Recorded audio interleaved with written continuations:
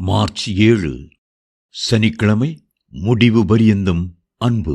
தம்முடையவர்களிடத்தில் அன்பு வைத்தபடியே முடிவு பரியந்தமும் அவர்களிடத்தில் அன்பு வைத்தார். யோவான் 13:1. இயேசுவின் அன்பு விசேஷமானது.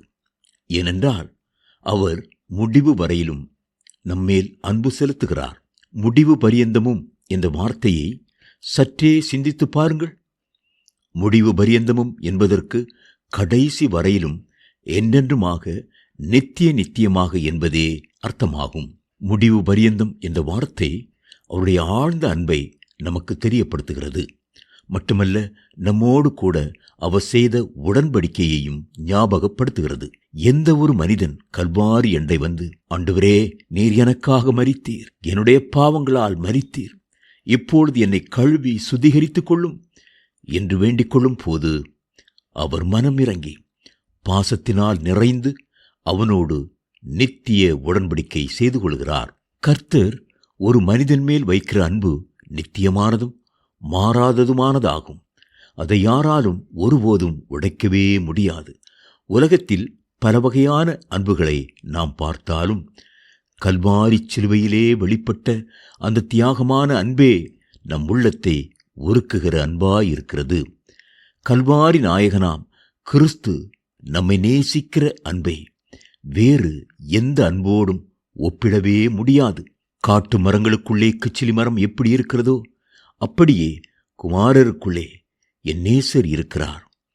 அதன் நிழலிலே வாஞ்சியாய் உட்கார்கிறேன்.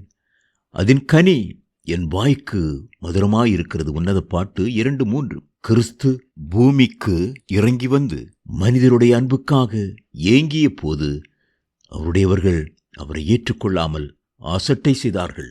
சிலர் அவரை பாவிகளின் நண்பர் என்றார்கள், பெயல்செபூலின் தலைவன் என்றார்கள். அவருடைய உபதேசத்தை கடினமான உபதேசம் என்றார்கள். அவரை பின்பற்றினவர்கள் கூட அவரோடு நடக்காமல் தூரத்திலே நடக்க ஆரம்பித்தார்கள்.